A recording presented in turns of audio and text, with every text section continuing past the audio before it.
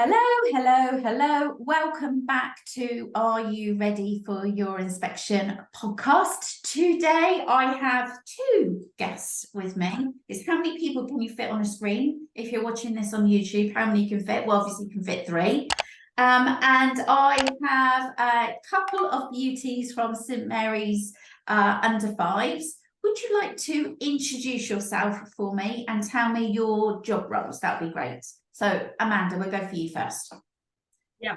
So I'm Amanda. I'm the manager of St Mary's under fives. We're based in Marlborough and we're just a small committee-run preschool. Brilliant. Perfect. And the person next to you? I'm Shaunie and I'm the deputy manager. Okay. Okay. And how long have you been, Shaunie, how long have you been deputy there? Since 2020. Yeah. Ooh. Yeah. Pre-COVID, post-COVID? I joined during COVID here and took over deputy just when it was sort of coming to an end, wasn't it? We were starting to get back to normal. Okay, all right, okay. So the reason I wanted to ask, and I've mentioned you on my podcast before, because you are the amazing preschool that did, well, probably the only one that I see use talking tins to the best of their ability. It's all right saying that you can do these things and doing them as a token, especially with children with English as additional language. But I actually saw that in practice in your setting, and I think I recorded. Did you say that you listened to the podcast this morning? I can't remember how long it was. So basically, I was watching a little girl, and she was going around pressing all the buttons, but saying the language in love or happy or whatever it was in different languages, and I was like, I've never seen that before. You had a colour monster, didn't you? Is that right? Yeah. Yeah. Okay. Still out, I presume. Yeah, we're keeping it out because we're adding a name soon, aren't they? So once they know the area, we then add their names. They can select their name and then pop it on the colour that they're feeling, as they're quite familiar with the monster. Yeah, and you've got quite a few children, haven't you, with English as additional language? Yeah. Do you have a little one with who was Russian? Yes. Russian? Yeah, I remember. Yeah. Gosh, it's funny how you remember something. Okay, so I've got a list of questions. Okay, don't be scared. It's fine. Don't be scared. So tell us about your setting. So you've already said it's a preschool, committee-run preschool in Marlborough. Talk to me about how many there are coming in every day, how often when you're open. Talk to me about your setting. So at the moment, we've got 7 staff, and our numbers are quite low actually this September. So our busiest days, we've got 20 in the morning and then about sort of 15 in the afternoons, which is a bit quieter than last year. We're a charity as well. So yeah, like I said, we're run by a committee. So everything we do, we have to run past them first. Like any expenses and things. Any expenses. Okay. So what motivated your setting then to want to have one of our, we call them QIAs, a Quality Improvement Audit? First of all, how did you find us? That's interesting. Actually, I haven't got that question. How did you find us? Where did you find us on? Instagram, wasn't it? Oh. Yeah. We've both been watching you on Instagram for a few months. Okay. And basically we'd had an Ofsted back in February and we got required improvement. Yeah. And we came away from that just really deflated. We thought that we were going to get good. We were expecting a good because of the work we put in. And we came away with the required improvement. And I think we both just went home and cried. And then we just needed help, basically. Did you, can I ask, did you wait a while before you did that? Yeah, I think it was about, so we got our report in March, and I don't think I contacted you just after the summer holidays. Okay, can I ask a question? I haven't got this on my list. Why did you wait so long? I think at the time we were looking at changing a lot. So we were looking firstly at our curriculum. We were changing the curriculum. So we That's how we started looking at your podcasts as well, listening to those. We shared them in staff meetings. So I think because that takes a while, we've sort of aiming for that really, weren't we? And sharing it before then we looked into getting you into the setting. Okay, all right. So you made a decision and then decided to approach your committee and ask your committee if that was okay for us to come in. And so what were you most anxious about? Oh, we were talking about this before we came on, and I remember turning up on the doorstep with you guys. Both of you were just like, I think we were most nervous about an inspection overall, wasn't we? About someone coming in again, because like Man said, we were confident for our Ofsted, didn't go how we wanted to. So I think someone in doing a similar thing, we weren't sure whether you were in to inspect us and then go through things after, or whether it was going to be a bit more laid back, help us through. We didn't know what to expect. Would you have said it was a little bit of both? Because I think I try and do it where I would try and give you the experience that you need to have, or we try and give you the experience you need to have, but almost like we have to shut my laptop down and go, right, we need to give you some advice now. Yeah. Would you say that was the same, like Amanda, was that for you? Yeah, I think it was a bit of both. I quite liked the fact that you would sort of go around, ask questions, and when Shaunie was doing the learning walk, you'd sort of quiz her. I was listening and I could hear you quiz her, but why are you doing that, Shaunie? And she'd explain, and then you'd be like, okay, that's fine. But then with other things, you would sort of say to us, well, actually, have you ever thought of trying this? And that was nice, because obviously you don't get that from Ofsted. You just get the quietness, don't you? You just, there's no feedback there and then, sort of as you're going around the setting, and it's you never know if you're on the right track. Whereas with you're sort of like nodding along and you're asking us questions back sort of there and then, so we know what your thoughts are, basically. That's not a bad thing, is it? Or a good thing, I don't know. Yeah. What about then, how did the audit then, so we call them QIAs, how did that impact on the way that your staff engaged in that process? Were they nervous? I think they were, weren't they? Yeah, I think we all were. So yeah. I think our Ofsted inspection was such a bad inspection. We had two inspectors, and it just really shook everyone's confidence, mine included. That was the worst inspection I've ever had, and I've had quite a few, and I've never received a required improvement. It was just, and you know, the staff said exactly the same thing. I think everyone was just a bit heartbroken at the end of that, and so it took quite a few months for everybody to sort of be a bit positive, and we just spent months, didn't we, trying to pick everyone up, saying, right, we need to sort of draw a line under it, we need to move on. But it was really difficult because staff just really struggled with sort of moving on, including us. I remember saying to you, do you need to? And I know it's only a short period of time, and when it's you're going through it, I totally get it. When you're going through something like that, it's really hard. But I have this thing in the office, if something's not gone according to plan and it's gone a bit disastrous and you're just like, oh my God, I don't know where I'm going, give yourself that 24 hours. And I always go, cry, snot, rant, shout, swear, whatever it is, get out the system, because you've literally got to come back and do that, get that action plan going, isn't it? Yeah. But as your role is you've got to motivate the rest of the team. When you're going down that whole spirally bit, you have still got to motivate your team, and that's the hardest bit, isn't it? Yeah, definitely. Yeah, exactly. Okay, so another question I've got here is, can you share any specific improvements or changes that have been implemented as a result of this audit? I don't know where to start. So starting from the telephone call, actually. So yeah, it was pointed out to us that actually we were, although we have our numbers sort of on display, but we were sort of both going through counting. So like a question would be asked and we'd be like 1, 2, 3, 4, 5. And so I think, yeah, that's a massive change. Now we do the You sound the more daily. confident. Yeah.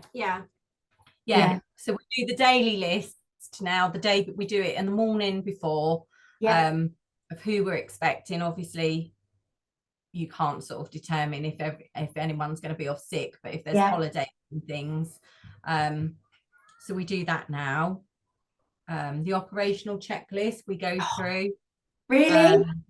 Yeah, so we do that at the end of the month, which has really helped us, isn't it? Yeah, because we're noticing patterns that we didn't necessarily notice before, because we'd file away with the children's files, like all the accident forms. That's what we were saying, wasn't it? When we were talking about that, and I was saying, but they're in their individual folders, but how do you know what the pattern is, and how can you see whether there's an area that you've missed or an area that's not been missed? And I was years ago, when I was group manager for some settings, our operational checklist, that's what we did. And it was my job to go around and do those operational checklists because I had 6 settings to manage. And it was the best way to do it, because you've got it in concrete and you go, well, actually, what am I going to do about it? Yeah. Okay. What it's about all in one place for us now, isn't it? Yeah. So I say again, sorry, Amanda, what did you say? It's all in one place. We can go to, we've got a operational folder now. So we go in, we've got our Ofsted call list. So if they phone, we're writing that on there. We've got the children that are sort of expected the next day, so that we're all prepared for that. And we've got our monthly operational checklist. So it's all in one place, so it's easy to get to. What about curriculum and intentions and things like that? Yeah, did all of that, didn't we? Yeah, we finished that. I think we sort of, myself and Shaunie went back over it and sort of retweaked it, didn't we? So we kept all of the bits that the staff had an input into. Brilliant. But we just made it a bit more robust, a bit more specific than what it was. And I think we were just making it so much more confusing for us than it needed to be. I think that is the problem, isn't it? Yeah. That is the most common theme ever. And sometimes when it comes out my mouth when I'm trying to explain it to you, and you get watch your light bulb in your head and your face, and you go, is that it? And you go, yeah, that's it. That's exactly what you do. But because it was a new thing being brought in, it was quite scary, wasn't it? Yeah, we did just really overthink it, didn't we? Yeah, definitely. So much more work than we needed to actually do. That's a good thing. So what about feedback? Have you received feedback from your team about the experience? Because sometimes you do it because you're in it and you're working with whoever's going, whether it's myself, Emily, or Lorraine. But actually, and you can feel, I hope to think that actually when I go out, I know I laugh about fire in your belly. I mean, it's constantly everywhere I am, it's the fire in the belly. And I hope that apart from us going away and you go, oh my God, we've got so much to do, or no, we can do this. It's almost like I want to pump you up and go, you can do this. So I think the biggest thing from staff was when we had our Ofsted, they obviously got all their safeguarding questions right because they have knowledge there and they know it. Yeah. But because they've been knocked, obviously when you come in questioning and kept asking why, although they knew it and they were getting the same answers, I think they weren't answering confidently, were they? So after you went away, they were like, they want to be able to answer more confidently, despite us having safeguarding cards that we get out. So started bringing that into our staff meetings now, where we focus on one certain area, so they can get a bit more confident being asked questions and answering them. And so would you say that your staff team are more confident now? Yeah, I think they're definitely getting that way. I know a couple of them after you left that night could have kicked themselves with their answer. So went home and redid the course, even though they'd done it sort of, less than a year ago. Yeah, and the thing is, you've only got a short period of time, haven't you? And that's the short thing. I only say to you, you're never going to get those 4 to 6 hours back. So actually, if all I'm asking is in those 4 to 6 hours that you need to be knowledgeable about key children or your safeguarding questions, that's what you need to do, rather than bury your head in the sand. If someone said to you about doing it, would you be honest now? Would you recommend it? Yeah, definitely. Yes. Why? 100%. Well, I think, like I said, because you give us the feedback throughout, I think it does prepare us for our next Ofsted. So I think now we're going through, obviously we have Ofsted anytime now. Anytime. Anytime. We are just all feeling a little bit more confident, a little bit more prepared. Yeah, hopefully it's got staff morale up a little bit now, ready for it. So if somebody said to you, if you were to give a piece of advice to anybody who was in the same situation as you, what would you say? I would definitely say write down any questions to ask you, because while you're there, they've got to make the most of you.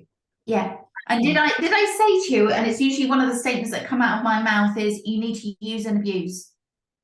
Yeah. Did I ever say that to you? I was almost like, use and abuse, ask me anything, ask, because if I'm there, then I'm gonna be able to help you. But yeah, you're right, it is. And I think it's just being obviously completely transparent with you as well, like not doing it like I've said. Anything we have got a little niggle about, we can say to you, and you're there to help.